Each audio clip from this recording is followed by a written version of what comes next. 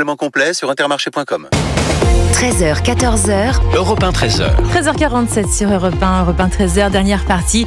Et avec vous, Céline Giraud, aujourd'hui, le chroniqueur politique Olivier d'Artigol et le journaliste Yvan Rioufal.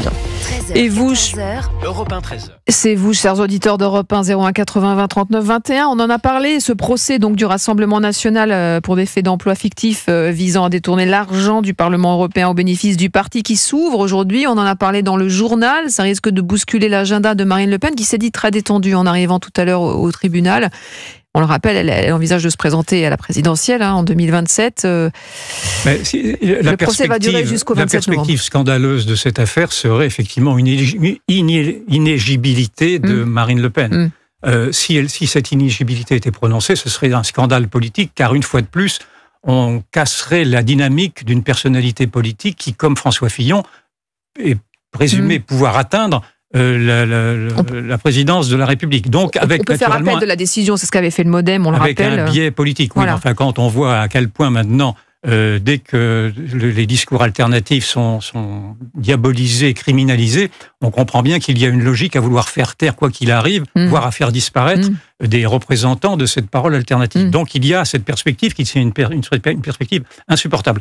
L'autre élément de ce dossier, c'est de poser le problème de savoir à quoi servent en effet les assistants parlementaires. Est-ce que les assistants parlementaires sont dévolus aux parlementaires, ou est-ce qu'ils sont fonctionnalisés, dans le fond, par l'Union européenne? Il semblerait que l'Union européenne estime que ceux qu'elle paye sont ses propres fonctionnaires, ce qui est quand même assez difficile à soutenir quand vous êtes un député politique, et que le député politique, il a à gérer peut-être la politique européenne, mais il a à gérer aussi la politique nationale. Enfin, tout le monde peut comprendre ça.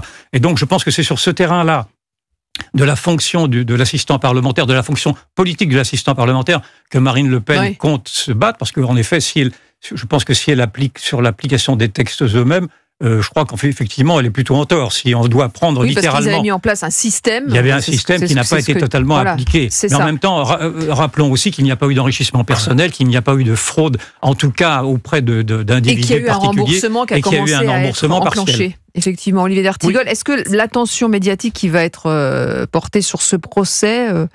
qui va se dérouler donc jusqu'au 27 novembre, peut nuire justement au-delà de la sérénité affichée de Marine Le Pen? Elle bénéficie quand même d'un contexte politique où les lumières et les caméras seront plutôt demain au Palais Beaumont que sur la seconde journée du procès. C'est un procès pour détournement de fonds publics. Il y aura 3 audiences par semaine de une demi-journée et pendant 2 mois. Ça nous rappelle bien évidemment ce qui s'était passé pour le MoDem sur exactement le même sujet, où François Bayrou de mémoire a été relaxé parce que démonstration n'a pas pu être faite. D'autres du MoDem au bénéfice du doute, d'autres du MoDem ayant été